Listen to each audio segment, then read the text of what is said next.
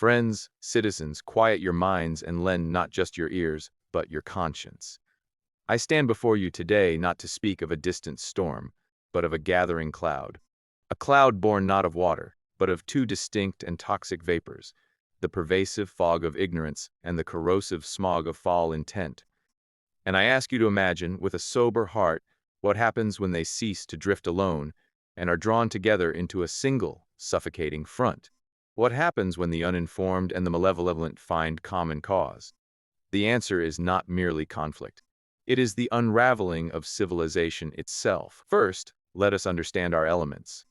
Ignorance, in this sense, is not mere lack of education. It is a chosen state. It is the refusal to know, the active dismissal of fact, the comfort of the simple lie over the complex truth. It is a vacuum in the mind, a blank space where knowledge and nuance should reside. And nature, as we know, abhors a vacuum. Into this void steps the foul. This is not simple disagreement or passionate opposition. This is active malice. It is the desire to degrade, to dominate, to exploit. It is the celebration of cruelty, the weaponization of fear, the grinding of empathy into dust.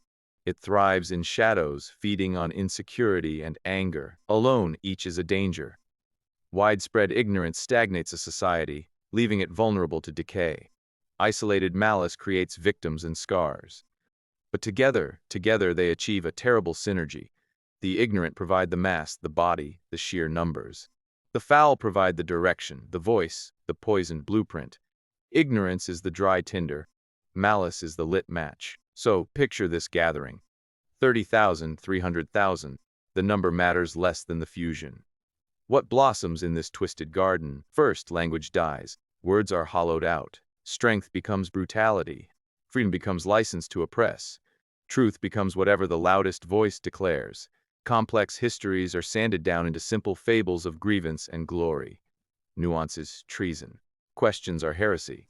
The rallying cry becomes not a proposition to be debated, but a mantra to be chanted, a sound to drown out thought. Then, the other is born. The gathering needs cohesion, and nothing bonds like a common enemy. The foul will identify them, the outsider, the intellectual, the different. The ignorant, seeking simplicity in a complex world, will embrace this. Fear becomes the currency. Suspicion becomes the duty.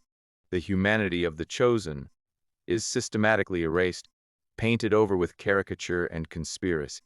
They are no longer neighbors with differing views. They are infestations, pollutants, threats to the purity of the tribe. With this, leadership distorts. True leaders, those who educate, inspire, and serve, are devoured. They are too complex, too demanding of thought. In their place rise demagogues. These are the foul who have learned to speak the simple language of the ignorant. They do not offer solutions. They offer catharsis. They point not to a path forward, but to someone to blame behind. They are not firemen. They are arsonists who then sell themselves as the only ones brave enough to stand in the heat they created. Their authority comes not from wisdom, but from the volume of their certainty, and then the final pillars crumble. Justice bends into a tool for the many against the few. The rule of law is replaced by the rule of the mob. Fair trial is weakness. Due process is an obstacle. Compassion is ridiculed as a fatal flaw. To show mercy to the other is betrayal. Cruelty is rebranded as toughness, suffering as deserved. Knowledge and art are burned. Books are threats, for they contain ideas that challenge the simple narrative. Universities are dens of corruption. Artists are degenerates. The past is written, the present is controlled, and the future is shrunk to a single, grim possibility. Progress halts. Why seek a better tomorrow when a mythical, perfect yesterday is peddled? Science is dismissed as elitist trickery. Innovation slows, because to innovate is to admit the present is imperfect. Society turns inward, backward, downward. This gathering does not build a single, soaring tower. It builds a million low, dark walls. It does not create, it only destroys trust, destroys dignity, destroys the very fabric of shared reality.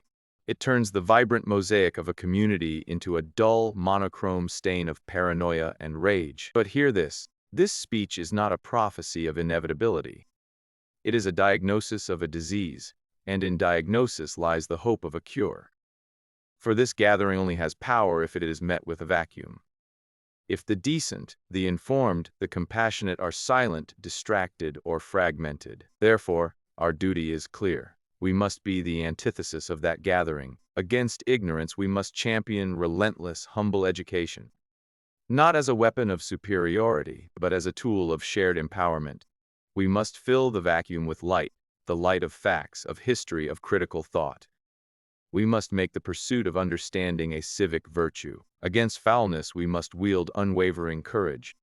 The courage to name malice when we see it, not in the spirit of hatred, but in the spirit of defense. The courage to protect the vulnerable other. The courage to stand between the mob and its target. This is not the courage of violence, but the deeper courage of moral clarity. We must gather too. But our gathering will be different. It will be a gathering not of shadows, but of lanterns. Ours will be a coalition of the thoughtful, the empathetic, the builders. We will gather in libraries, in community centers, in town halls, and yes, in protest. We will gather with open hands, not clenched fists. We will gather with complex truths, not simple lies. For in the end, the battle is not between left and right, or between one tribe and another. It is a battle between the human spirit in its fullness, curious, creative, compassionate, and its diminished, fearful, and hateful shadow. It is the struggle of Eros against Thanatos, of love against death. So let the gathering of shadows serve as our darkest warning. And let that warning ignite in us a fiercer light. Let us commit to being harder to ignore, louder in our decency, and more formidable in our unity than any force of ignorance and malice could ever hope to be. Let us build a gathering so bright, so informed, and so just that it casts no shadow at all. The alternative is unthinkable. The work is ours. Let us begin.